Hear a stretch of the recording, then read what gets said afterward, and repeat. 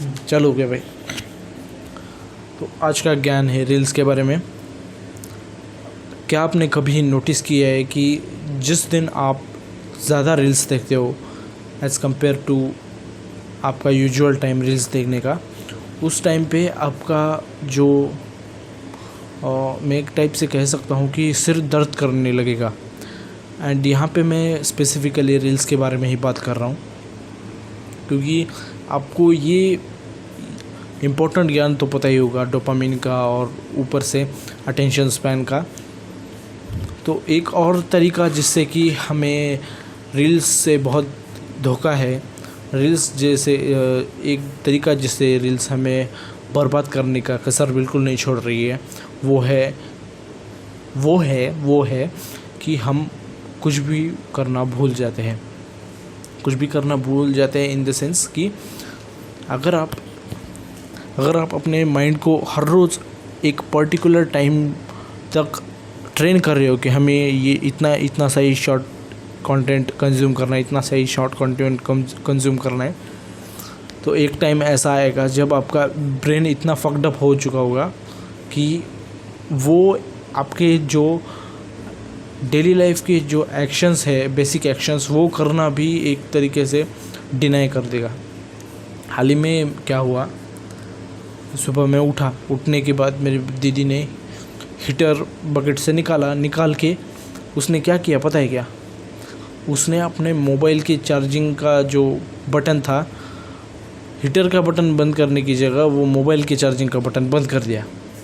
और उसके बाद हुआ ऐसा ख़तरनाक राड़ा। उतने में ही मैं आके वहाँ पे किचन में बैठ चुका था और एक टाइप से as a safety, as a precaution, हम हीटर के नीचे थोड़े कपड़े वगैरह रखते हैं, तो उसमें मम्मी ने मेरी पुरानी अंडरवेयर रखी थी। मैं बैठा था ऐसे ही, वहाँ पे तुर तुर तुर तुर तुर तुर तुर तुर तुर तुर तुर तुर तुर तुर तुर ऐसी आवाज़ लाने लगी।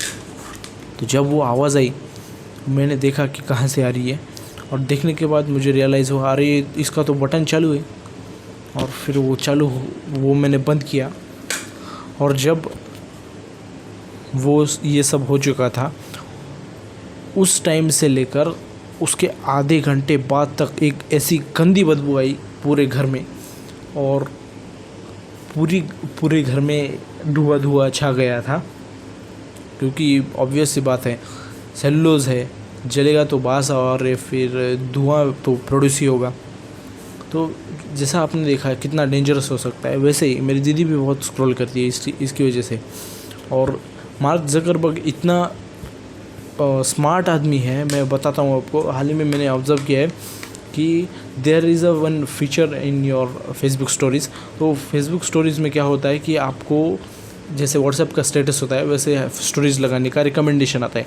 तो अब क्या हो रहा है, पहले हम नॉर्मल लगा सकते थे, लेकिन अभी उसने क्या आइडिया लगाया, नए अपडेट के बाद से आपकी गैलरी से कोई भी एक फ़ोटो आएगी और उसके ऊपर ऑटोमेटिकली कोई तो गाना अटैच्ड रहेगा, और आपको सिर्फ एक ही क्लिक करना है उस गाने पे और उस फ़ोटो पे आपका स्टोरी बन जाएगी।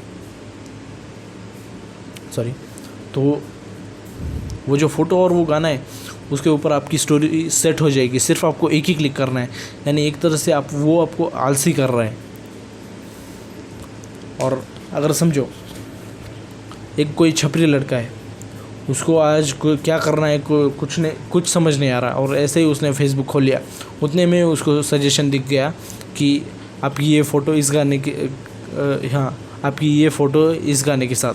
तो उसको इनकेस वो पसंद भी आ गया, और उसने उस दिन ठान लिया है कि मैं मोबाइल बिल्कुल नहीं लूँगा।